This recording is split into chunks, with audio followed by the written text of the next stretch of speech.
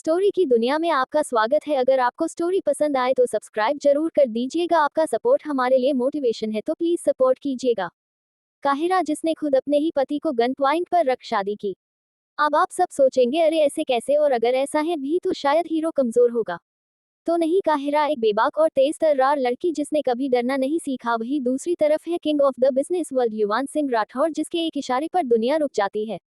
पर काहिरा और युवान की पहली मुलाकात कुछ इस कदर हुई कि दोनों में भारत पाकिस्तान के जैसी सीमा बन गई। पर फिर कुछ ऐसा हुआ जिससे काहिरा ने की युवान को अपनी गन पॉइंट पर रख शादी। तो क्या हुआ था इसकी पहली मुलाकात में, और क्यों की काहिरा ने युवान से शादी, और युवान के पास इतना पावर होते हुए भी उसने काहिरा को क्यों नहीं रोका? जानने के लिए आगे सुनिए। My passionate lover. प्रयागराज। एक लड़की बीच बाजार में जीप के बोनट पर लेटी हुई थी। तभी एक आदमी चिल्लाते हुए बोला, तारांकन, ये लड़की, तू खुद को क्या महारानी लक्ष्मीबाई समझती है? तो जो लड़की जीप पर लेटी हुई थी वो बड़े ही एटीट्यूड के साथ उठकर जीप की बोनट पर बैठते हुए उस आदमी को देख तिरछी मुस्कान के साथ देख बोली, तारांकन, अबे टकले, आवाज नीचे हाँ। और फिर अपने दोनों हाथों को ऊपर उठाकर अंगड़ाए लेते हुए बेफिक्री से बोली, तारांकन, अबे टकले, मेरे को झांसी की रानी बनने का कोई शौक नहीं है। मैं तो प्रयागराज की काहिरा हूँ बे, जिसके नाम में ही कयामत है, जिससे अच्छे अच्छे डरते हैं। समझा क्या? तो एक दूसरा आदमी अपने दांत पिसते हुए बोला, तारांकन, अकर तो देख साली की हमारे बॉस के घर में रहती हैं और किराया भी नहीं देती। काहिरा उस आदमी की बात सुन गुस्से में बिफरते हुए बोनट से कूदकर नीचे आती हैं और चिल्लाते हुए बोलती हैं, तारांकन, है खबरदार, जो गाली दी तो जबान खींच लूंगी तुम सबकी, और वो हमारा घर है, तुम्हारा बाप का नहीं, समझे?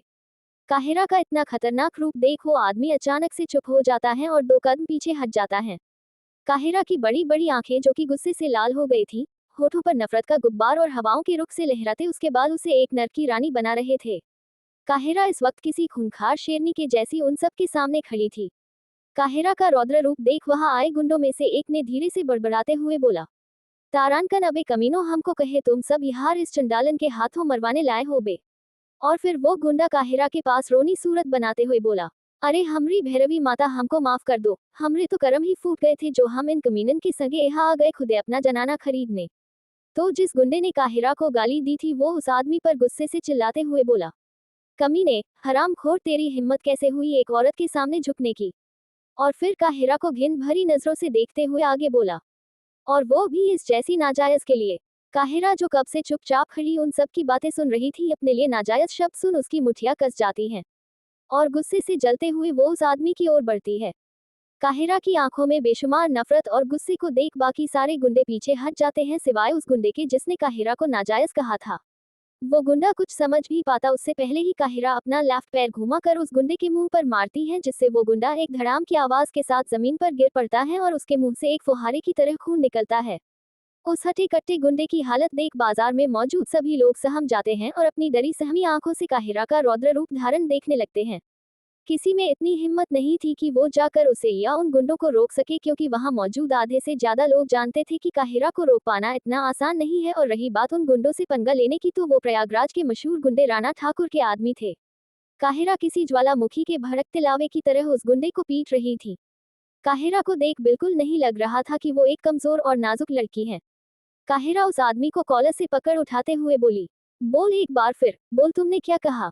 वो आदमी जो अब तक बेहोशी की हालत में आ चुका था, वो अपनी लंबी लंबी सांसें लेते हुए जबरदस्ती अपनी आंखें खोल उसे देखता है और कुछ बोलने की कोशिश करता है कि तभी एक बार फिर काहिरा उसके दोनों गाल पर एक के बाद एक थप्पड़ों की बौछार कर देती है और अपनी गुस्से से कांपती आवाज में बोलती है, अपने कान खोल के सुन ले, मैं नाजायज नहीं हूँ, मैं अनाथ हूँ। अगर गलती से भी तूने मुझे छोड़ किसी और को भी नाजायज बोलना ना, तो मैं तेरा वो हाल करूंगी जो तेरा बाप भी सोचेगा, तुम उसकी औलाद है या पड़ोसी की। तभी अपने साथी को पिता देख एक और गुंडा काहिरा की और गुस्से में तनते हुए काहिरा की ओर बढ़ता है, और जैसे ही काहिरा के ऊपर चाकू से वार करने को होता है कि तभी काहिरा घूमकर एक लात उस गुंडे के प्राइवेट पार्ट पर मारती है। काहिरा ने इतनी जोर से किक किया था कि वो गुंडा वही दर्द से अपनी आंखें बंद कर अपने हाथों से कवकर दर्द से कराहने लगता है। तभी पीछे से एक और गुंडा काहिरा की ओर लाठी लिए आता है, और जैसे ही वो काहिरा के ऊपर लाठी उठता है कि तभी काहिरा उसे अपने दोनों हाथों से रोक उसकी छाती पर एक जोरदार लात मारती है, जिससे वो आदमी ज्यादा दूर तो नहीं पर हल्का पीछे जरूर हट जाता है। काहिरा गुस्से में लाठी को फेंक इस आदमी की तरफ बढ़ती है और उस गुंडे का कॉलर पकड़ उसे झकझोरते हुए एक के बाद एक थप्पड़ लगाने लगती है। जब काहिरा की हिम्मत जवाब देने लगती है तब काहिरा उस आदमी को वैसे ही घसीटते हुए एक दुकान के पास लाती है और उस दुकान के स्लैब पर एक बड़े से टब में लाल मिर्ची पाउडर रखा हुआ था। काहिरा उस आदमी को उसकी गर्दन से पकड़ उस लिची पाउडर से भरे टब में उसका मुंह घुसा देती है। उस आदमी का पूरा चेहरा जलने लगता है जिससे वो काहिरा की पकड़ से छूटने की कोशिश करने लगता है। पर अब वो भी क्या कयामत जो इतनी जल्दी खत्म हो जाए। तभी काहिरा की नजर उस गुंडे पर जाती है जो कुछ देर पहले अपना दुखड़ा उसे सुना रहा था। उसे देख काहिरा उसकी ओर बढ़ती है। काहिरा को अपनी ओर आता देख उस गुंडे की हालत खराब होने लगती है और वो गुंडा काहिरा के कहर को देख खुद ही जमीन पर लेट जाता है और अपने मुंह और हाथ पैर को टेढ़ा कर कांपने लगता है। काहिरा उस गुंडे की हरकत और हालत देख उसके पैरों पर एक जोरदार किक मारती है और वापस पलटकर उस गुंडे की ओर बढ़ती है जिसमें उसे नाजायज कहकर उकसाया था और फिर उस गुंडे की छाती पर चढ़कर वहां से निकल जाती है। वही काहिरा के जाते ही जिस जीप पर काहिरा लेटी हुई थी उस जीप का मालिक अपनी जीप के पास आकर अपनी जीप को गले से लगता है और ऐसे रोता है जैसे वो उसकी जीप ना होकर उसकी पत्नी हो। जीप को गले लगा उसका मालिक बोला, मेरी कम्मो रानी भगवान का लाख लाख शुक्र है जो कयामत काहिरा की याद करते हुए कि सर गुस्सा नहीं चढ़ा वरना वो तो तुझे इस कमीने राणा ठाकुर के आदमी पर चढ़ा देती। और प्यार से अपनी कम्मो रानी मतलब कि अपनी काली चमचमाती जीप को चूमने लगता है। अब तक जो बाजार सन्नाटे में डूबा हुआ सिर्फ चीख पुकार सुन रहा था अब वहां लोगों का शोर होने लगा। बाजार में मौजूद कोई भी इंसान उन गुंडों की मदद तक करने को तैयार नहीं था। वही काहिरा इस वक्त काफी गुस्से में थी। उसके आंखों के सामने उसकी मां का रोता बिलखता चेहरा झलक रहा था। जिस काहिरा को पूरा प्रयागराज जानता था उस काहिरा के दिल का दर्द कोई नहीं जानता था। काहिरा ने 12 साल की उम्र में ही अपनी मां को खो दिया था, वो भी उस इंसान के लिए जिसने उसकी मां को पूरी जिंदगी में कभी मुड़कर नहीं देखा। यहाँ तक कि उसकी मां के मौत पर भी वो इंसान एक आंसू तक बहाने नहीं आया। अपने डाक पास को याद कर काहिरा अपने फ्लैट की ओर बढ़ी चली जा रही थी। अब उसके आंखों में नफरत के आंसू और चेहरे पर गुस्से का सैलाब था। Mumbai Rathore group of industries, India की सबसे बड़ी कंपनी, जहां ना जाने कितने ही काम होते थे, चाहे वो डायमंड से लेकर फिल्म स्टार तक हो या लीगल कामों से लेकर इन लीगल कामों तक। कंपनी के 47वें फ्लोर पर एक आदमी ग्लास डोर के सामने अपनी जेब में हाथ डाले खड़ा। तभी कैबिन के डोर पर नॉक होता है। वो आदमी बिना पीछे मुड़े सख्त एक्सप्रेशन के साथ बोलता है, कम इन। तो कैबिन का डोर ओपन होता है। एक 26-27 साल का लड़का घबराते हुए अंदर आता है। तो वो आदमी वैसे ही ग्लास विंडो से बाहर भागती मुंबई को देखते हुए अपनी रुड वॉइस में बोलता है, हम।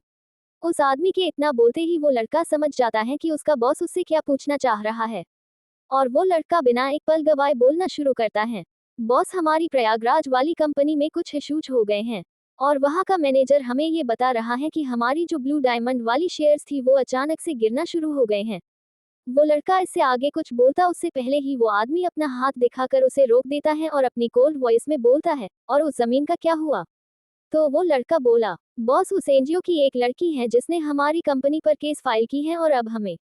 वो आदमी उस लड़के की बात को बीच में काटते हुए बोला, चॉपर रेडी करवाओ हम आज रात ही निकल रहे हैं। अपने बॉस की बात सुन वो लड़का हैरान हो जाता है पर अपने बॉस की इतनी खतरनाक आवाज सुन बेचारे की हिम्मत नहीं हो पाती कि वो अपने बॉस से कुछ पूछ सके। पर फिर भी वो लड़का हिम्मत कर बोलता है, पर बॉस आप क्यों? इसके बाद उसके गले से एक भी शब्द बाहर नहीं आ पाया क्योंकि वो आदमी इतने खतरनाक तरीके से उसे घूर कर देख रहा था जैसे वो अभी अपनी आंखों से ही उसे चारों धाम की यारा करा देगा। वो आदमी उसे अपनी कोल्ड आइज से घूरते हुए अपनी सर्द आवाज में बोला, मुझे द युवान सिंह राठौर को इतना वेट करने की आदत नहीं है और तुम जैसे एक पीए की इतनी औकात नहीं कि तुम मुझसे सवाल करें। युवान का ऑरा इतना खतरनाक कि उसके पीए यानी कि शान की रूह कांप उठती है और वो अपना सिर झुकाए खड़ा हो जाता है। युवान अपनी तेज गरजती आवाज में बोलता है, उस रहेजा का क्या हुआ? तो शान अपनी कांपती आवाज में बोला, बॉस वो आपके कॉटेज पहुंच चुका है। तो युवान हाँ में सिर हिलाते हुए बोला, हम। और फिर कुछ सोचते हुए कैबिन से बाहर निकल जाता है। युवान के जाते ही शान एक लंबी सांस लेकर छोड़ते हुए खुद से बोला, तारांकन ओ गॉड प्लीज उस रहेजा की आत्मा को शांति देना, और खुद भी लगभग भागते हुए अपने बॉस युवान के पीछे जाता है। युवान के अपने कैबिन से निकलते ही सारे एम्प्लॉय अपना सिर झुकाकर खड़े हो जाते हैं। युवान को देख इस समय किसी में हिम्मत नहीं थी कि वो अपना सर उठा अपने बॉस को देख सके। युवान की आंखों में वो दहशत थी जिसे देख पूरे इंडिया के अच्छे से अच्छे लोग अपना सर झुकाने को मजबूर हो जाते हैं। शान जल्दी से बाहर आकर उसकी सबसे महंगी कार मर्सिडीज का डोर ओपन करता है और युवान बड़े ही एटीट्यूड के साथ अपने कॉट का बटन खोलकर कार में बैठता है। और कुछ ही देर में युवान की कार किसी को मौत के घाट सुलाने के लिए निकल पड़ती है मुंबई की भागती सड़कों पर। वही युवान के जाते ही ऑफिस के सारे एम्प्लॉइज एक गहरी सांस लेते हुए वापस अपने काम पर लग जाते हैं। वही प्रयागराज। एक छोटे से घर के बाहर एक बोर्ड पर लिखा हुआ था, तारांकन सुकून हाउस, जिसे पढ़कर ही एक अलग तरह का सुकून मिल रहा भी। उस घर के अंदर से किसी की आवाज आती है, तारांकन तू अल्ट्रा लेवल की बिगड़ी हुई है, कड़वी करेली, ऊपर से नींद चढ़ी कहीं की। तो एक और लड़की की आवाज सुनाई देती है जो कंफ्यूजन में लग रही थी, तारांकन करेली ये क्या है बे। तो पहली लड़की जिसका नाम धौर्या था वो अपने बालों को झटक कर अपने कमर पर हाथ रख इतराते हुए बोली, तारांकन फीमेल करेला। तो दूसरी लड़की जिसका नाम आन्या था वो चिढ़ते हुए बोली, तारांकन और तू जहर। तो धौर्या पीछे से सोफे पर चढ़ते हुए बोली, तू जहरीली। तो आन्या बोली, तू कामिनी। तो धौर्या बोली, तू सपोली। अब तो उस घर के लिविंग एरिया में कोल्ड वार की जीत की घोषणा होनी बाकी थी। तभी एक जोरदार आवाज होते हैं और घर का डोर खुल जाता है। अभी जो धौर्या और आन्या एक दूसरे को नागिन और नेवले की तरह काट रही थी, अब दोनों डरी सहमी एक दूसरे को गले लगाकर सोफे पर चढ़ जाती है और डोर को और अपनी घबराई आंखों से देखने लगती है। डोर के खुलते ही धौर्या और आन्या अपनी डरी सहमी आंखों से उस ओर देखती हैं। डोर पर खड़े इंसान को देख धैर्या मेमयते हुए धीरे से बोलती है, तारांकन अबे यार, अब ये नागिन किसे शादी के फटे ढोल की तरह बजाकर आ रही है। तो आन्या मुंह बनाते हुए बोली, तारांकन मुझे क्या पता, मैं तो यहाँ तुझे लड़ने में लगी हुई थी। और फिर सारा दोष धैर्या पर डालते हुए बोली, तारांकन सब तेरी वजह से हुआ। तो धौर्या तूकते हुए बोली, अबे बाबा जी की खुली हुई धोती, मैं क्या किया बे, मुझे क्यों बोल रही है। तो आन्या उसे याद दिलाते हुए बोली, तारांकन अच्छा तो इसका मतलब तूने कुछ नहीं किया। गैंडी याद कर, सुबह जब वो एनजीओ के लिए जा रही थी तब मैं भी उसके साथ जा रही थी। और फिर मुंह बनाते हुए धैर्या को देख बोली, पर नहीं तुझे कहाँ हजम होता है मेरा बाहर जाना। तो धौर्या अपना क्यूट सा पप्पी फेस बनाते हुए बोली, यार अच्छा चल छोड़ ना वो सब, अब तो जो हो गया सो हो गया, पर अब ये कैसे पता करे कि ये कयामत किसके ऊपर गिरकर आ रही है। तो आन्या अपनी आंखें छोटी कर अपने होठों को सिकुड़ते हुए बोली, चल ना पहले मौसम का पता लगा कर आते हैं। और एक दूसरे से अलग होकर आहिस्ता से सोफे से नीचे उतरती है। वही काहिरा अपने लेदर ब्लैक जैकेट को निकल कर फेंकते हुए अपने रूम की ओर जाने लगती है और रूम में जाकर जोर से डोर को बंद करती है, जिससे धैर्या और आन्या अपनी आंखें भींच लेती हैं। और फिर धीरे से अपनी आंखें खोल काहिरा के डोर को देख एक साथ बोलती हैं, तारांकन लगता है आज एक बार फिर काहिरा के हरे जख्मों को कुरेदा गया है। धौर्या डोर को देखते हुए आन्या के गले लग मायूसी के साथ बोलती हैं, हमारी लाइफ ही ऐसी क्यों है, क्यों हमारे माँ बाप ऐसे छोड़कर चले गए, क्या हम इतने बुरे हैं। तो आन्या भी उसके गले लगते हुए नम आवाज में बोलती है, नहीं हम बुरे नहीं हैं, बुरे वो हैं जिन्होंने हमें पैदा होते ही उन जंगली कुत्तों और मंदिर की सीढ़ियों पर छोड़ दिया था मरने के लिए। और फिर गुस्से में आगे बोलती हैं, तारांकन और बुरा वो है जिसने हमारी काहिरा की जिंदगी में जहर घोल दिया। धौर्या की आंखें भर आती हैं, पर तभी आन्या उसे खुद से अलग कर बोलती हैं, तारांकन चल शोना कुछ स्पाइसी बनाते हैं जिससे हमारी काहिरा का मुड़ियों चुटकी में ठीक हो जाए। और फिर उसे आंखें दिखाते हुए बोलती हैं, तारांकन तुझे याद है ना कल क्या है। तो धैर्या मुंह बनाते हुए बोली, तारांकन हट बे भूतनी, मुझे सब याद है। और इतराते हुए अपनी बैग को इधर उधर मटकाते हुए अपने छोटे से कीचेन की ओर बढ़ जाती है। आन्या उसकी बैग को इधर उधर लचकते देख मुंह बनाकर बोलती है, हाँ हाँ, अगर कल तू मुझे जरा भी लेट हुआ ना तो मैंने तेरा यही मटकता मीनारा ना फोड़ दिया तो मेरा नाम भी आन्या नहीं। हाँ। और फिर खुद भी किचन में चली जाती है। वही काहिरा का बेडरूम। काहिरा अपने बेड से टिककर जमीन पर अपने घुटनों में मुंह छुपाए सिसक रही थी। उसे अपने आंखों के सामने अपनी माँ की तस्वीर घूम रही थी, जिसमें उसकी माँ अपनी अंतिम सांसों में अपने पति को याद कर रही थी। पर उनकी मौत के बाद कोई उन्हें कंधा तक देने नहीं आया। काहिरा कुछ देर रोने के बाद अपने आंसू पोंछ वॉशरूम की ओर बढ़ जाती है। और किचन में धौर्या और आन्या एक दूसरे के साथ बेसन की होली खेल खेल कर पकौड़े बना रही थी। उन्हें देख ऐसा बिल्कुल नहीं लग रहा था कि अभी कुछ देर पहले इनका दर्द आंसू बनकर आंखों से बाहर का रास्ता तय कर रहा था। शायद इनकी जिंदगी ही ऐसी थी जिसमें कोई रंग ना होते हुए भी सारे रंग भर दिए थे इन्होंने अपनी कलंक भरी जिंदगी में। वहीं एक सुनसान इलाके में काफी डरावना छोटा सा कॉटेज टाइप पेंट हाउस बना हुआ था, जिसके चारों तरफ हरी हरी लताओं ने उसे चारों तरफ से घेर और भी खतरनाक बना दिया था। तभी उस कॉटेज के अंदर से किसी की गिड़गिड़ाने की आवाज आई, तारांकन मुझे माफ कर दो युवान, मैंने ये सब जानबूझकर नहीं किया, ये सब मुझे उस जमीन शेख ने धमकी देकर करवाया है। वही उसके सामने युवान एक बड़ी सी लकड़ी से बने सोफे पर बैठा था जो दिखने में किसी डेविल की किंग काउच की तरह था। और इस वक्त युवान बिल्कुल उसी अंदाज में हेल किंग के जैसे बैठा हुआ था। युवान का एक हाथ सोफे के साइड पर था और दूसरे हाथ को मोड़कर सोफे की दूसरी साइड टिकाए हुए था। युवान का एक पैर जमीन पर था तो दूसरा एक पैर एक लाश के सीने पर रखा हुआ था। युवान की आंखों में इस वक्त एक अलग तरह का खौफ और होठों पर डरावनी मुस्कुराहट थी।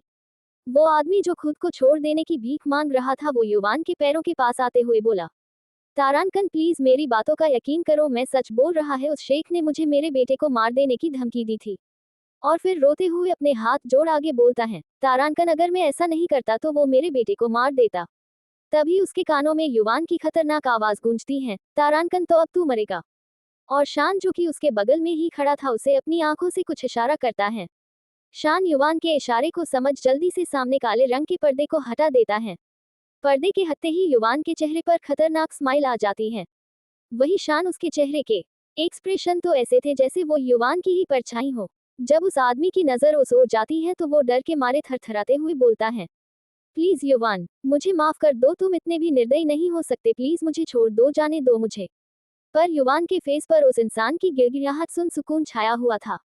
तब से चुप बैठा हेलकिंग अब जाकर अपनी खतरनाक आवाज में बोलता है, तारानकन युवान सिंह राठौर से धोखा मतलब यमराज का आवाहन करना, चाहे जो वजह क्यों ना हो, पर मैं king of the business world युवान सिंह राठौर अपने दुश्मनों को इतनी आसानी से मौत नहीं देता। और फिर इतना बोल युवान अपने कुछ बॉडी गाइस की तरफ अपनी आंखों कुछ इशारा करता है जिसे बॉडी गाइस अपना सिर हाँ में हिला देते हैं और उस आदमी को पकड़ घसीटते हुए उस ओर ले जाते हैं जहां एक बड़े से शीशे के बॉक्स टाइप कॉन्टेन में ढेर सारे अलग अलग तरह के कीड़े मौजूद थे। पास जाने पर उन कीड़ों की आवाज कान को फाड़ देने वाली सुनाई दे रही है। बॉडीगार्ड्स उस आदमी को घसीटते हुए लाते हैं और उस कंटेनर का ऊपरी वॉल खोलकर उसे कंटेनर के अंदर गिरा देते हैं। वो आदमी खुद को छोड़ देने की भीख मांग रहा था पर शायद उसे पता नहीं था कि यमराज के चंगुल में एक बार फंसने के बाद कोई जिंदा नहीं जाता और यहाँ तो वो हेल के किंग के हाथों चढ़ा था। धीरे धीरे उस आदमी की चीख पूरे कॉटेज को चीरते हुए उस सुनसान इलाके की शांति को भंग कर रही था। उस आदमी को देख किसी को घिन आ जाए पर युवान तो ऐसे उस आदमी को बैठे देख रहा था जैसे ये उसका मन पसंदीदा शो हो। थोड़ी देर बाद जब सारे कीड़े उस आदमी को जहां तहां से खा लेते हैं तो युवान अपने गाइस को इशारा करता है। गाइस उस खून से लथपथ आदमी को खींचकर बाहर निकालते हैं और जमीन पर फेंक देते हैं। वो आदमी अब तक अधमरा हो चुका था। वो अपनी बंद आंखों को खोलने की कोशिश करते हुए एक बार फिर युवान से अपनी जिंदगी की भीख मांगने लगता है पर उससे पहले ही युवान के गार्ड्स उसे एक खौलते तेल के टब में ले जाकर डाल देते हैं और उस आदमी की एक ऐसी चीख पूरे इलाके में ऐसे फैलती है जैसे तेज बारिश के साथ गर्ज। युवान उस आदमी को तड़पता मरता देख शैतानों की तरह हंसने लगता है और फिर बड़े हुए एटीट्यूड के साथ उठते हुए अपने कोट के बटन लगाता है और अपने आंखों पर शेड्स चढ़ाकर कॉटेज के बाहर निकल जाता है। शान भी सारे बॉडीगार्ड्स को कुछ इंस्ट्रक्शन बाहर निकले जाता है। शान युवान के लिए कार का डोर ओपन करता है तो युवान अपनी ठंडी पर रूह कपाने वाली आवाज में बोलता है, तारानकन प्रयागराज निकलने के लिए सब रेडी हैं। शान अपना सिर झुकाते हुए बोला, पेस बॉस एवरीथिंग इज रेडी। तो युवान अपने टैब में देखते हुए बस बोला, हम सो लेट्स गो नाउ। शान अपने बॉस की बात सुन जल्दी से अपना सिर हाँ में हिलाता है और कार का डोर बंद कर अपनी ड्राइविंग सीट पर आकर बैठता है और अपनी कार को एयरपोर्ट की ओर बढ़ा देता है। क्या होगा जब टकराएंगे युवान और काहिरा, जानने के लिए बने रहे। To be continue. प्रयागराज सुकून हाउस। काहिरा लोवर और टी शर्ट डाले अपने बालों का जुड़ा बनते हुए अपने रूम से बाहर आती है। तभी उसके नाक में समोसे, पास्ता, पकौड़ों की गर्मा गर्म खुशबू पड़ती है जिसे फील कर काहिरा गहरी सांस लेकर उसे सूंघने लगती है और स्माइल करते हुए किचन की ओर बढ़ जाती है। किचन में जाते ही काहिरा की नजर किचन की हालत पर जाती है जो पूरी तरह से अस्त व्यस्त थी जिसे देख काहिरा फिर से गुस्से में आ जाती है और अपनी आंखें सिकोड़ गुस्से में धौर्या और आन्या की ओर देखती है। उनकी हालत देख काहिरा का सारा गुस्सा फुर हो जाता है और वो अपना पेट पकड़कर हंसने लगती है। काहिरा की हंसी की आवाज सुन अपने काम में बिजी धौर्या और आन्या का ध्यान इस पर जाता है तो वो काहिरा को देख मुंह बनाती हैं और फिर एक दूसरे को देखती है। पर तभी अचानक से दोनों एक दूसरे को देख इतनी जोर से चीखती हैं कि बेचारे कुकर की सीटी डर के मारे निकल जाती हैं। काहिरा तो अपना पेट पकड़ इतना खुलकर हंस रही थी कि उसके बालों के लट उसके डिंपल पर रहे गालों को बार बार चूमकर भाग रहे थे।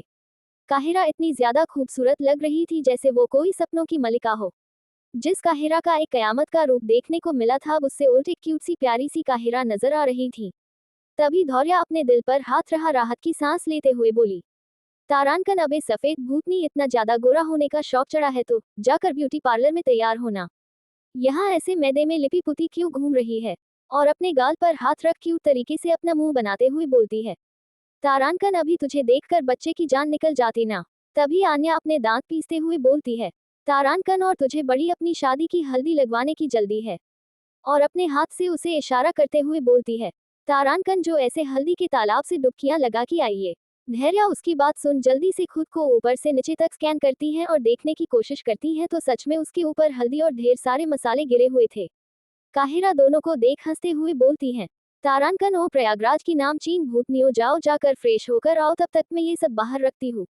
तो धैर्या बोलती है, तारांकन हाँ हाँ मैं तो जा रही हूँ, वरना कहीं सच में मेरा कलर येलो येलो ना हो जाए। और जल्दी से अपने रूम में भाग जाती है। आन्या भी बोलती है, तारांकन मैं भी अभी रेडी होकर आती हूँ, इस बंदरिया ने सारा मैदा मुझ पर गिरा दिया। हमेशा उछल कूद करते रहना है चिंपांजी की साली।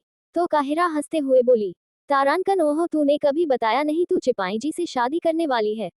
ये सुन आन्या का मुंह बन जाता है और वो गुस्से ने अपने रूम में पैर पटकते जाते हुए बोलती है, तारांकन तुम दोनों डायन कभी नहीं सुधर सकती हो। काहिरा हंसते हुए किचन में आती है और बारी बारी से सारे खाने को बाहर ले जाकर रखने लगती है। वहीं मुंबई, युवान अपने चौपर में बैठा अपने सामने रखी फाइल पर फोटो को देख बोलता है, तारांकन बहुत गुरूर है तुम में, आ रहा हूँ उस गुरूर को अपने पैरों तले कुचलने। वहीं अब तक धैर्या और आन्या भी फ्रेश होकर आ चुकी थी और एक साथ बैठी तीनों अपनी उल्टी सीधी बनाई हुई पकौड़ियाँ समोसे और पास्ता खा रही थी। तभी काहिरा बोलती है, तारांकन आज वो राणा ठाकुर के आदमी मिले थे मुझे। काहिरा की बात सुन अनन्या बोलती है, तारांकन अच्छा जी तभी तू आज लोगों की बैंड बजा कर आई हैं। तो धैर्या बोली, तारांकन हाँ तभी हम सोचे कि ये काहिरा की कयामत क्यों देखने को मिल रही है हमें। धैर्या की बात सुन काहिरा उसे घूर कर देखती है और फिर मुंह बनाते हुए बोलती है, तारांकन हाँ तो फालतू में अगर कोई मुझसे पंगा लेगा तो क्या मैं उसे ऐसे ही छोड़ दूं। और फिर पकौड़े अपने मुंह में डालने हुए बोलती है, और वैसे भी मैंने उस मुंबई वाले गुंडे पर केस फाइल की है। तो आन्या और धैर्या एक साथ लगभग चिल्लाते हुए बोली, क्या? तो काहिरा बेफिक्री से सोफे पर लिन होते हुए बोली, हाँ मैंने उस पर केस फाइल किया है, ऐसे कैसे उन आमिरों को मैं अपने एनजीओ को तोड़ने दे सकती हूँ, वो हमारा है और हमारे बच्चों का है। तो आन्या गहरी सांस लेते हुए बोलती है, तारांकन अच्छा चल ठीक है, जो होगा वो बाद में देख। तो धैर्या आन्या को टोट मारते हुए बोली, हाँ जैसे ये इंग्लैंड की महारानी एलिजाबेथ हैं और ये बोलेंगी तो कोई भी इनके मुल्क में हमला करने नहीं आएगा। धैर्या की बात सुन आन्या उसके ऊपर चढ़ते हुए मारने लगती है। तभी धैर्या बोलती है, अरे यार सारी की सारी मिसाइल भरी पड़ी है मेरी जिंदगी में, एक बाहर धोकर आती है तो दूसरी घर में धोती है। अब उसकी बात पर काहिरा भी उसके सिर पर चढ़ उसकी धुलाइयां करने लगती हैं और फिर ऐसे ही हंसी खुशी के साथ उनका पूरा दिन कट जाता है। काहिरा इस बात से अनजान अपनी एक छोटी सी दुनिया में खुश थी कि अब उसके जिंदगी में जो सैलाब आने वाला है वो उन तीनों की जिंदगी तबाह कर देगा। रात के 11:55 बजे काहिरा बड़े आराम से अपने रूम में सोई हुई थी, तभी अचानक उसके रूम का डोर ओपन होता है और काहिरा कसमसाते हुए इधर उधर करवट बदलने लगती है। काहिरा अपने सपने में देखती है कि कोई उसे जबरदस्ती किस कर रहा है और काहिरा उसके सामने बिल्कुल कमजोर पड़ चुकी है। तभी उसे ऐसा लगता है कि कोई सच में उसकी गर्दन पर अपनी गर्म सांसें छोड़ रहा है, जिससे काहिरा लगभग चिल्लाते हुए उठती है और सामने देख एकदम से शॉक हो जाती है। और वो जोर से चिल्लाते हुए बेड से उठ पूरी फुर्ती से दौड़ते हुए अलमारी पर चढ़ जाती है। काहिरा की आवाज सुन आन्या और धौर्या, जिसने अपने ऊपर व्हाइट कलर की चादर डाली हुई थी और उसके ऊपर से ही ब्लैक गॉगल्स लगाए हुए थे, और आन्या के हाथ में एक बड़ा सा केक था जिस पर बड़े बड़े अक्षरों में लिखा हुआ था, हैप्पी बर्थडे काहिरू उर्फ कयामत। अपना अपना चादर हटाते हुए घबराहट से बेड पर देखती है पर वहां काहिरा नहीं होती। तो धौर्या अपनी नजर चारों तरफ घुमाते हुए आन्या से बोलती है, तारांकन ओ एक करेली ये ज्वालामुखी अब किस पर फूटने निकल गई। तो आन्या बोली, तारांकन मुझे क्या पता, अभी तो यहीं पर उसकी चीख सुनी थी। और फिर अपनी आंखें बड़ी बड़ी कर धैर्या को देख बोलती है, तारांकन ओ तेरी कही ये उसकी चीख तो नहीं थी जिसे कयामत अपना बर्थडे केक समझकर काटने निकली है।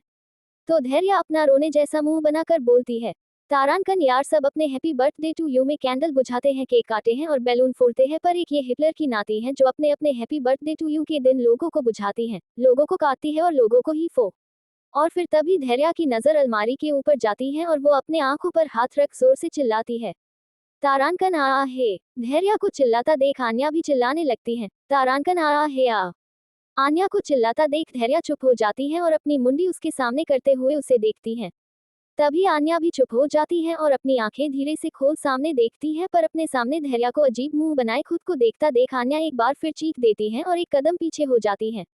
और फिर अपने दिल पर हाथ रख 2-3 बार लंबी लंबी सांसें लेकर छोड़ते हुए धैर्या को देख बोलती है, घोड़ी कहीं कि ऐसे कौन डरता है। तो धैर्या अपनी कमर पर हाथ रख मुंह बनाते हुए एक ही सांस में बोलती है, तू घोड़ी, तेरा पति घोड़ा, तेरी सास घोड़ी, तेरी नंद घोड़ी, तेरा देवर घोड़ा। और फिर अपनी आंखें दिखाते हुए आगे बोलती है, तू चिल्लाई क्यों? तो आन्या अपने होठों पर जीभ फेरते हुए अपनी आंखों को गोल गोल घुमाते हुए बोलती है, तारांकन क्योंकि तूने चिल्लाया इसलिए। तो धैर्य अपना अजीब सा मुंह बनाती है और अपना पैर टेकते हुए आन्या के पास आकर अलमारी के ऊपर इशारा कर दिखाती है। आन्या भी कंफ्यूजन से उस ओर देखती है तो काहिरा अलमारी पर चढ़ी अपने घुटनों को समेटे अपने गाल पर हाथ रहे उन्हें ही टुकुर टुकुर तक रही थी। ये सीन इतना फनी था कि आन्या और धैर्य एक नजर काहिरा के पप्पी फेस को देखती है और फिर एक नजर खुद को देख हाका लगा कर हंस देती है। काहिरा उन दोनों को खुद पर हंसता देख अलमारी से सीधा नीचे जंप मार देती है। काहिरा को देख दोनों की हवा टाइट तो जाती है। काहिरा जैसे ही उन दोनों के पास आती है आन्या जल्दी से केक को उठाकर उसके सामने कर देती है और धैर्य के साथ मिलकर गाती है, तारांकन आज ही के दिन हमने तुमको रब से पाया था, जन्नत से तो साथ में खुशियां कितनी लाया। इसके आगे धैर्य काहिरा के पास जाकर उसे पीछे से हक करते हुए प्यारी सी स्माइल के साथ गाती है, हो आसमानों को छू ले तू ये दुआ हमारी है, अपनी उम्र भी हमने तो हंस कर तुम पर वारी है। तो इसके आगे आन्या केक को बेड पर रख काहिरा के पास जाकर दूसरे साइड से उसे हक करते हुए गाती है तेरे जन्मदिन का ये सुबह दिन, 100 बार आए ये शुभ दिन, ख्वाब पूरे हो तुम्हारे अरमा इस दिन का। और फिर आन्या और धैर्य एक साथ आगे गाती हैं, तारांकन तुमको मुबारक हो ये पल अपने जन्मदिन का। और फिर काहिरा को पकड़कर खुशी से झूमते हुए आगे गाती है, भव्य तू जान से प्यारा, तो ही संसार हमारा है, आज तुम्हारा है ये जन्मदिन दुआ ये होठों पर, मुस्कुराते तुम रहो फूलों सा खिलकर, भव्य तू जान से प्यारा, तो ही संसार हमारा है। इतना गाते ही तीनों एक दूसरे को पकड़कर सिसकने लगती हैं। काहिरा अपनी नम आवाज में बोलती है, तारांकन लव यू टू मेरी जान। तो आन्या और धैर्य भी एक साथ बोलती है, तारांकन वी लव्स यू लॉट। और फिर धैर्य अपने आंसू पोंछे हुए दोनों से अलग होकर बोलती है, तारांकन चलो चलो बहुत हुआ ये मेलोड्रामा, अब जल्दी से इस चॉकलेट केक का मर्डर करो। तो आन्या भी अपने फोन को ऑन कर टाइम देखती है जिसमें 12 बजने में सिर्फ 1 मिनट था। काहिरा भी अपने आंसू पोंछ स्माइल करते हुए केक के पास बढ़ जाती है। आन्या जल्दी से कैंडल्स जलती हैं। काहिरा जमीन पर घुटनों के बल बैठ जाती है और अपनी आंखों को बंद कर विश करती है। और फिर धीरे से अपनी आंखें खोल स्माइल करती हैं। काहिरा की स्माइल देख धैर्य और आन्या भी एक प्यारी सी स्माइल करने लगती हैं। आन्या काहिरा को अपनी आंखों से जल्दी कैंडल्स बुझाने का इशारा करती है तो काहिरा एक बड़ी सी स्माइल कर कैंडल को बुझाती है। जैसे ही काहिरा कैंडल्स बुझाती है इत्तेफाक से उसी टाइम युवान का चॉपर प्रयागराज के खुले एरिया में लैंड होता है। और युवान बड़े से कोट को डाले किसी राजा की तरह बाहर चॉपर से बाहर आता है और अपने आंखों पर से शेड्स हटाकर खुले आसमान को देखता है। वहीं काहिरा अपना बर्थडे केक कट कर रही थी और इधर युवान अपने बाहें फैलाए खुले आसमान के नीचे खड़ा हुआ मन ही मन बोलता है, क्या है यहाँ की हवाओं में जो यहाँ कदम रखते ही दिल को ठंडक पहुंचा दिया। वही युवान से कुछ दूरी पर खड़ा शान अपने हेल किंग को देख सोचता है, पता नहीं यहाँ आने के बाद अब ये उस लड़की के साथ क्या करेंगे। तभी वहां एक कार आकर रुकती है जो दिखने में काफी यूनिक और कीमती लग रही थी जिसकी कीमत लाखों में होगी। शान जल्दी से आगे बढ़कर कार का डोर ओपन करता है। युवान भी अपने एटीट्यूड में चूर कार में आकर बैठ जाता है। शान भी पैसेंजर सीट पर आकर बैठ जाता है और ड्राइवर निकल पड़ता है युवान की किस्मत कनेक्शन की ओर। वही काहिरा केक कटकर आन्या और धैर्य को खिला चुकी थी और अब चल रहा था तीनों का फोटो सेशन जिसमें कैमरा में थी हमारी धैर्य। धैर्य मुंह बनाते हुए बोलती है, तारांकन यार तुम दोनों ना हमेशा मुझे ये फोन पकड़ा कर खुद की फोटोज निकलवाने लगते हो। और फिर मुंह फूला कर फोन को बेड पर पटक देती है और खुद भी बेड पर आलथी पालथी मारकर बैठ जाती। तो काहिरा पीछे से बेड पर चढ़कर धैर्य की पीठ पर चढ़ झूलते हुए बोलती है, तारांकन अरे वो क्या है ना, हम सब में से सबसे अच्छी फोटो शूटर तो तू ही है ना, इसलिए फोटो लेने का काम हम तेरे पल्ले बांध देते हैं। तो आन्या केक का पिस खाते हुए बोलती है, तारांकन और मैं तो भाई पोसेस क्वीन हूँ, मुझसे तो बिल्कुल ना लिए जाते फोटो शूटोज। तो धैर्य आन्या से केक का पिस छीन कर खाते हुए बोली, तारांकन अच्छा कोई नहीं, तुम दोनों निकम्मियों को अब मेरे अलावा संभाले भी तो कौन। काहिरा की तरह इशारा करते हुए बोलती हैं, तारांकन एक है जो सबकी बजा कर आती हैं। और फिर आन्या की तरफ इशारा करते हुए बोलती हैं, और एक है सबकी बाजवा कर आती हैं। तभी काहिरा उसकी बातों को इग्नोर मारते हुए बोलती हैं, अच्छा चल चल अब चल थोड़े बहुत रील्स बनाते हैं। और फिर अपना इंस्टाग्राम खोलकर उसमें पतली कमरिया वहाँ सॉन्ग लगाकर एक जगह रखती हैं और फिर तीनों मिलकर रोज बनाने लगती हैं। ऐसे ही थोड़ी बहुत मस्ती के बाद तीनों एक साथ काहिरा के ही बेडरूम में सो जाती हैं। वहीं अब तक युवान भी एक 5 स्टार होटल के आलीशान कमरे में बेड पर किसी शैतान की तरह लेटा हुए सीलिंग को घूर रहा था। उसके फेस एक्सप्रेशन बिल्कुल नॉर्मल नहीं थे, या ये कहे वो नॉर्मल दिखता नहीं था। तभी उसका फोन रिंग करता है। युवान कॉल रिसीव कर अपने कानों के पास रखता है तो उधर से शान की आवाज आई, तारांकन बॉस 11:30 का टाइम है हमारे पास। शान की बात सुन युवान कुछ नहीं कहता और बस कॉल कट कर देता है। फोन की दूसरी तरफ शान मुंह बनाकर अपने फोन को घूरते हुए बोला, तारांकन बड़े अजीब आदमी हैं, जब देखो तब जान लेने को उतारू रहते हैं। और फिर अपना सिर झटकते हुए बोला, तारांकन खैर मुझे क्या, कौन सा मुझे झेलना है।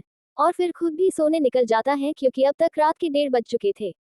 क्या सच में युवान कुचल देगा काहिरा के गुरूर को या काहिरा कुचलेगी युवान के गुरूर के ताज को? ये तो अब कल पता चलेगा, तब एक लिए टू बी कंटिन्यू। अगली सुबह काहिरा और आन्या अपने अपने काम पर जाने के लिए रेडी हो रही थी। काहिरा को आज एनजीओ के कुछ काम देखने थे, इसलिए वो आज जल्दी निकल रही थी। पर काहिरा के जल्दी जाने की एक और वजह थी, वो वहाँ के बच्चों के साथ मिलकर अपना बर्थडे सेलिब्रेट करना चाहती थी। क्योंकि जैसे आन्या और धैर्य उसकी एक छोटी सी दुनिया है, वैसे ही एनजीआई के बच्चे भी काहिरा की छोटी सी दुनिया में छोटी सी फैमिली है। और आन्या को आज एक एंगेजमेंट पार्टी के लिए हायर किया गया था। आन्या एक वेडिंग प्लानर थी जो शादी और सगाई में वहाँ का काम देखने का कॉन्ट्रैक्ट साइन करती थी।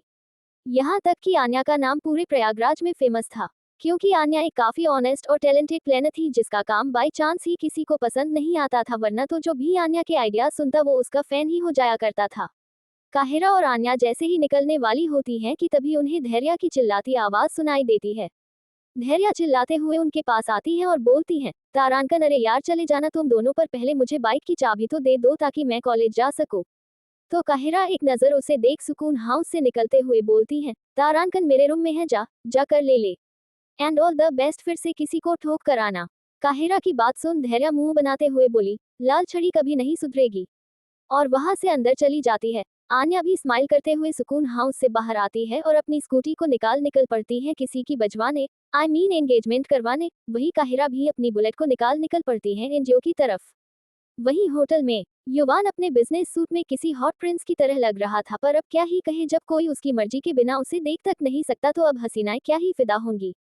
युवान रेडी होकर अपने कुछ मीटिंग्स अटेंड करता है जो उसके इंडिया से बाहर के बिजनेसमैन के साथ थी। सारी मीटिंग्स अटेंड करने के बाद युवान अपनी डरावनी हैंड वॉच में टाइम देखता है जिसमें 11 बज रहे हैं। युवान जल्दी से अपना फोन उठाता है और शान को कॉल कर कुछ इंस्ट्रक्शंस देकर कॉल कट कर देता है और खुद भी रूम से बाहर निकल जाता है। इधर काहिरा ने भी एनजीओ से रिलेटेड सारे काम खत्म कर लिए थे और अब वो अपने एनजीओ के बच्चों के साथ मिलकर अपना बर्थडे सेलिब्रेट करना चाहती थी, जिसके लिए उसे कुछ सामान लाने के लिए मार्केट जाना था। तो काहिरा बिना देरी किए मार्केट के लिए निकल जाती है। तारांकन 11:30 बजे युवान अपनी कार से टिककर अपने दोनों हाथों को पॉकेट में डाले सामने एनजीओ को देख रहा था, जहां से सारे बच्चों को बाहर निकाला जा रहा था। एक बूढ़ा आदमी जिसका नाम दिनकर काका था, वो युवान के पास जाकर हाथ जोड़ गिड़गिड़ाते हुए बोलते हैं, बेटा भगवान के लिए ऐसा मत करो, अगर तुम ये एनजीओ तोड़ दोगे तो ये मासूम बच्चे कहाँ जाएंगे, कैसे जिएंगे। तभी शान आगे आकर दिनकर काका को पकड़कर एक साइड हटाता है, क्योंकि उसे पता था अगर युवान की सक्की तो काका की अक्की। कुछ देर पहले जिस एनजीओ के बच्चे हंस रहे थे वही अब उनके रोने की आवाजें सुनाई दे रही थी। पर युवान को इससे कोई फर्क नहीं पड़ता, वो सिर्फ उस जमीन पर अपनी कंपनी को ऊंचा उठता हुआ देखना चाहता था। तभी शान माइक में सबको एनजीओ से दूर रहने की वार्निंग देता है और बुलडोजर को एनजीओ पर चढ़ाने ने इशारा करता है। तभी काहिरा की बुलेट वहां आकर रुकती है। सामने का नजारा देख उसकी आंखें गुस्से से लाल हो जाती हैं। वो अपने बच्चों और दिनकर काका को रोता देख अपनी मुठिया भींच लेती हैं और बुलडोजर की ओर बढ़ जाती हैं। काहिरा को ये समझने में बिल्कुल देरी नहीं लगती कि आखिर ये लोग हैं कौन। लेकिन काहिरा ये नहीं जानती थी कि यहाँ खुद the king of business world युवान सिंह राठौड़ आया होगा। काहिरा बुलडोजर पर चढ़कर बुलडोजर के ड्राइवर का कॉलर पकड़कर लगभग खींचते हुए उसे बुलडोजर से नीचे उतारती है। वही बुलडोजर का ड्राइवर काहिरा की आंखों में दहकता लावा और चेहरे पर कयामत की नूर को देख कांपने लगता है। क्योंकि भले ही युवान और शान को काहिरा के गुस्से का अंदाजा नहीं था, लेकिन वो ड्राइवर काहिरा के गुस्से को अच्छी तरह से जानता था। अरे भाई, अब जाने भी क्यों ना पूरे प्रयागराज में मशहूर थी हमारी बंदी काहिरा किसी बब्बर शेरनी की तरह बुलडोजर की ड्राइविंग सीट पर चढ़कर बैठती है और शान के 3 बोलते ही बुलडोजर को स्टार्ट कर देती है और एनजीओ की ओर बुलडोजर को बढ़ा देती है। सबकी सांसें थमी हुई थी, कुछ की काहिरा के ऑरा को देखकर तो कुछ की एनजीओ के टूटने के डर से। पर युवान के चेहरे पर घमंड भरी मुस्कान थी, जो मुस्कान उसे अट्रैक्टिव कम शैतान ज्यादा बना रही थी। वही शान, वो तो बच्चों को बेघर होता देख खुद मायूस था, पर वो कुछ कर भी नहीं सकता था क्योंकि युवान के आगे वो कुछ नहीं देखा। सबकी आंखें नजर एनजीओ पर बनी हुई थी। युवान वैसे ही अपनी कार से टिककर खड़ा हुआ था कि तभी अचानक एक जोर का धमाका होता है और युवान कुछ दूर जाकर गिरता है। काहिरा अपनी आंखों में अंगारे लिए युवान की कार पर बुलडोजर चढ़ा देती है, जिससे युवान की कार बुरी तरह से डैमेज हो जाती है। और युवान कुछ दूर पर जाकर गिरता है। काहिरा शान और युवाओं को अपनी जानलेवा नजरों से घूमती है, जैसे अभी मौका मिलते ही वह उन दोनों पर टूट पड़ेगी। शान अपने बॉस को संभालने के लिए दौड़ता है, पर युवान अपने दांत पिसते हुए बुलडोजर में बैठी काहिरा को देखते हुए अपना हाथ आगे कर शान को अपनी जगह ही रुकने का इशारा करता है। शान अपने बॉस को हैरानी से देख रहा था। युवान भी अपनी डरावनी आंखों से काहिरा को घूरते हुए उठता है। काहिरा युवान की आंखों में आंखें डालकर बुलडोजर को 2-3 बार पर चढ़ा देती है। और जब कार की डेड बॉडी पूरी तरह से अपाहिज हो जाती है, तो काहिरा भी बड़े ही एटीट्यूड के साथ बुलडोजर का डोर ओपन कर अपने आंखों पर ब्लैक गॉगल्स चढ़ाते हुए नीचे उतरती है और अपने हाथ झाड़ते हुए आगे बढ़ती है। इस बीच युवान की नजर काहिरा पर थी और काहिरा की नजर युवान पर थी। तो काहिरा शांत हो गया था कि पर्सनैलिटी देखकर ही फ्लैट हो। उसकी नजर काहिरा के सर से नीचे की तरफ होते हुए आती है। काहिरा ने इस वक्त हाई पोनीटेल बंधी हुई थी और उसके बाल अभी भी उसकी कमर तक लहरा रहे थे। आंखों पर ब्लैक गॉगल्स, होठों पर डार्क रेड शेड की lipstick, full black dress up किए हुए, black jeans, white black T shirt जिसके ऊपर से उसने लेदर जैकेट डाले हुए थी और उसे अपनी बाजू तक चढ़ाया हुआ था। गले में काहिरा नाम का पेंडेंट, कानों में काली ईयर रिंग्स, राइट हैंड में ब्रेसलेट और लेफ्ट हैंड में ब्लैक कलर की watch, black high heels boot. मतलब कुल मिलाकर काहिरा एक माफिया वर्ल्ड की क्वीन लग रही थी, जिसे देख शान के दिल की घंटियां बजने लगती हैं। वो अपनी आंखें बाहर निकाले बोलता है, तारानकन ये तो फोटो से भी कहीं ज्यादा खूबसूरत है, I mean beauty with black shadow. शान अपने ख्वाबों में खोया हुआ था और वही बाकी सब भी काहिरा वो वहां देख खुश हो जाते हैं। काहिरा अपने जैकेट के कॉलर को पकड़ झाड़ते हुए युवान के सामने आकर खड़ी होती है। अब युवान और काहिरा एक दूसरे की आंखों में आंखें डालकर देख रहे थे, जैसे वो एक दूसरे के सालों पुराने दुश्मन हो। तभी एक छोटी सी बच्ची बोलती है, तारानकन कयामत दीदी देखो ना, ये डेविल भैया हमारा घर तोड़ रहे हैं। तभी काहिरा उस नन्ही बच्ची की बात सुन उसकी और देख प्यारी दी स्माइल करती है और फिर अपना गॉगल अपनी उंगली से नीचेकर अपनी नाक पर टिकाते हुए युवान को देख डेविल स्माइल करते हुए बेफिक्री से बोलती है, तारानकन जान, अगर ये हमारा घर तोड़ देते तो हम इन्हें नहीं तोड़े देते। काहिरा की बातें और उसकी आंखों में दिख रहे कॉन्फिडेंस को देख युवान की मुठ्ठियां कस जाती हैं और वो दांत पिसते हुए काहिरा को देख शान से गुस्से में दहाड़ते हुए बोला, शान। शान जो कि काहिरा की अदाओं में खोया हुआ था, वो इतनी डरावनी आवाज सुन हड़बड़ाते हुए होश में आता है और पूरी फुर्ती से युवान के पास आता है और बोलता, यस यस यस बॉस। तो युवान अपने पॉकेट में हाथ डाल अपने सीने को ताने हुए अकड़ में बोला, तारानकन इस लड़की के मुंह पर 10 करोड़ का चेक मारो और दफा कर इसे यहाँ से। और फिर धमकी भरे आवाज में बोलता है, तारानकन क्योंकि ये जमीन मुझे चाहिए, चाहे बाय हुक और बाय कुक। युवान की बात सुन काहिरा अपनी बुलंद आवाज में बोलती है, तारानकन और ये जमीन हमारी है, हम भी देखते हैं किसमें इतनी हिम्मत है जो काहिरा से उसकी जमीन छीन सके। और फिर अपनी आंखों से गॉगल को हटाते हुए शान को देख अपनी एक आईब्रो उठाते हुए बोली, तारानकन चाहे बाय हुक चाहे बाय कुक। तो युवान गुस्से में काहिरा के ऊपर गरजते हुए बोला, तारानकन तुम्हारी इतनी औकात नहीं कि तुम युवान सिंह राठौड़ को चैलेंज दे सको। तो काहिरा भी उस पर बरसते हुए बोली, तारानकन और आपकी भी इतनी हिम्मत नहीं कि आप मुझसे मेरी अमानत छीन सकें। वहां खड़े सभी लोग दो बब्बर शेरों को आपस में भिड़ते देख सहम चुके थे, क्योंकि वहां खड़ा हर एक शख्स जानता था कि ना युवान सिंह राठौड़ किसी से कम है और ना काहिरा उससे कम है।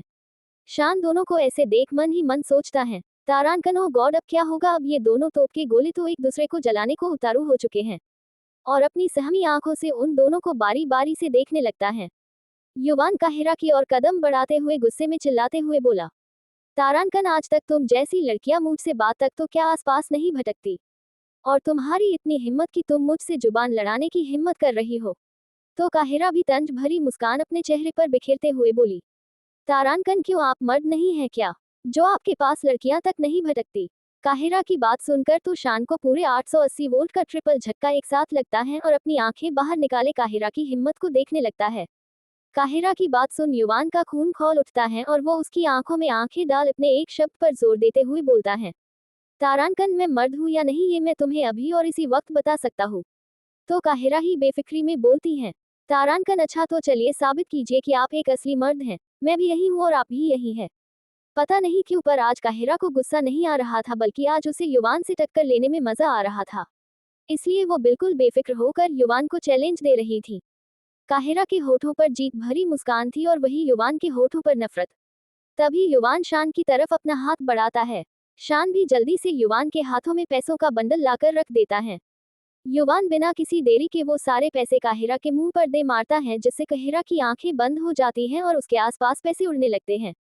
तभी काहिरा के कानों में युवान की आवाज पड़ती है, तारांकन तुम्हारी कीमत से ज्यादा पैसे हैं, ये अब उसे उठाओ और दफा हो जाओ यहाँ से। युवान की बात सुन काहिरा झटके से गुस्से में अपनी आंखें खोलती है और फिर बिना कुछ सोचे समझे काहिरा युवान की तरफ बढ़ जाती है। सबकी सांसें थमकी जाती हैं कि आखिर अब क्या करेगी काहिरा। लेकिन युवान तो अपनी अकड़ में खड़ा काहिरा की आंखें में आंखें डालकर देख रहा था। काहिरा युवान के करीब सकती है और पीछे से युवान के गले में हाथ डाल उसे अपनी तरफ झुकाती है। युवान कुछ समझ भी पता कि उससे पहले ही काहिरा अपने सॉफ्ट रेड लिप्स युवान के ठंडे होठों पर रख देती है। यहाँ खड़े हर एक शख्स की आंखें हैरानी से फटी की फटी रह जाती हैं। शान तो अपने टूटे दिल के साथ काहिरा को युवान को किस करते हुए देख रहा था। शान के दिमाग में बस एक ही गाना चल रहा था, छन से जो टूटे कोई सपना, जग सुना सुना लगे, जग सुना सुना लगे। काहिरा अपनी आंखें बंद किए हुए ही युवान के होठों को अपने होठों में लिए शिद्दत से घूम रही थी। वही युवान जो आज तक किसी से नहीं डरा, आज वो काहिरा के एक किस से सदमे में पहुंच चुका था। उसका दिमाग बिल्कुल फ्रिज हो चुका था, वो बस एकटक काहिरा के खूबसूरत फेस को देख रहा था। वही काहिरा, वो तो युवान को किस करने में पूरी तरह खो चुकी थी। युवान के हाथ काहिरा की कमर पर थे और युवान का दिल जोर से धड़का रहा था। जिस दिल में कोई फीलिंग्स नहीं थी, आज वो किसी के किस से बेकाबू हो चला था। तभी कुछ देर बाद काहिरा युवान से अलग होकर लंबी लंबी सांसें लेते हुए युवान को घूरते हुए बोली, तारांकन अब आप अपनी इज्जत को बचाए, क्योंकि मेरी इज्जत भले ही 2 कौड़ी की है पर आपकी इज्जत काफी महंगी है, जिसे इस 2 कौड़ी की लड़की ने सरेआम उछाल दिया। इतना बोल काहिरा अपने बच्चों को एनजीओ के अंदर ले जाने लगती है। सभी सदमे में थे, यहाँ तक कि काहिरा खुद शौक थी कि आखिर वो ऐसे कैसे किसी को भी किस कर सकती है। पर काहिरा खुद की उलझन किसी के सामने नहीं लाना चाहती थी, इसलिए वो बिना किसी पर ध्यान दिए एनजीओ के अंदर चली जाती है। वही शान भी अपने बॉस को आंखें बाहर निकाले देख रहा था और सोच रहा था, तारांकन जिस आदमी के डर से सबकी सांसें बंद हो जाती हैं, आज उस आदमी की बोलती एक लड़की के किसने बंद कर दी। तभी उसके कानों में युवान की सनक भरी आवाज आती है, तारांकन तुम्हें इसकी कीमत चुकानी पड़ेगी मिस काहिरा, और बहुत जल्द चुकानी पड़ेगी। और फिर अपने फेस पर शैतानी मुस्कुराहट बिखेरते हुए सर्द आवाज में बोला, तारांकन वैसे तुम्हें किस करना नहीं आता मिस काहिरा, और अब तुम बहुत पछताने वाली हो। इतना बोल युवान दूसरी कार की ओर बढ़ जाता है और शान, जिसे कि युवान की बातें सुन हार्ट अटैक आते आते बचा था, वो अपने बॉस को जाते देख जल्दी से उसके पीछे भागता और फिर युवान की कार निकल पड़ती है होटल की ओर। वही अब बाकी लोग भी एक दूसरे से बातें करते हुए जाने लगते हैं।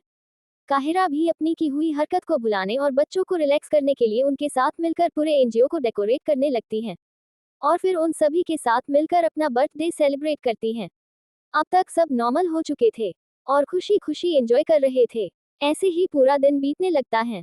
युवान भी प्रयागराज में ही अपनी दूसरी कंपनी के कुछ वर्क्स और शेयर देखने में बिजी हो जाता है। शाम के वक्त युवान के प्रयागराज वाले ऑफिस में युवान अपने कैबिन में किसी राजा की तरह बैठा कोई इंपोर्टेड फ्लाई पढ़ रहा था, तभी उसके केबिन का डोर नॉक होता है। युवान अपनी रूड वॉइस में बोलता है, तारांकन कम इन। तो शान डोर ओपन कर अंदर आता है और अपना सर झुकाकर बोलता है, तारांकन बॉस, ये मिस काहिरा की सारी डिटेल्स और इन्फॉर्मेशन है। और युवान एक आगे एक रेड कलर की फाइल बढ़ा देता है। युवान भाई उस फाइल को लेकर शान को जाने का इशारा करता है। शान भी अपना सर झुकाए निकल जाता है। युवान उस फाइल को देख खतरनाक स्माइल करता है और उस फाइल को ओपन करता है। फाइल के ओपन होते ही काहिरा की कई सारे फोटोज युवान के सामने होती हैं। युवान उनमें से एक फोटो को अपने हाथों में लेता है और काहिरा को उस फोटो में ही ऊपर से नीचे तक स्कैन करने लगता है। उस फोटो में काहिरा ने सेम ब्लैक कलर का ही ड्रेसअप किया हुआ था, बस फर्क इतना था कि ड्रेस के कुछ डिजाइन अलग थे और बाल खुले हुए थे, जो काहिरा को सच में अंडरवर्ल्ड की क्वीन का लुक दे रहा था। युवान उसके फोटो के देखते हुए बोलता है, कांग्रेचुलेशन। इतना बोल युवान एक केवल स्माइल करने लगता है। वही काहिरा भी देर शाम सुकून हाउस वापस लौटती है और घर का डोर खोलते ही घर की हालात देख उसकी आंखें हैरानी से बड़ी बड़ी हो जाती हैं। तो क्या करने वाला है युवान काहिरा के साथ और क्या देखा काहिरा ने सुकून हाउस में? चलिए कमेंट में अपने अपने थॉट्स बताइए, जल्दी जल्दी बताइए। To be continue. दोस्तों, अगर आपको हमारा ये वीडियो पसंद आया हो तो कृपया इसे लाइक करें और चैनल को सब्सक्राइब करना ना भूलें। आपकी एक सब्सक्रिप्शन हमें और भी बेहतर कंटेंट बनाने के लिए प्रेरित करती है। धन्यवाद।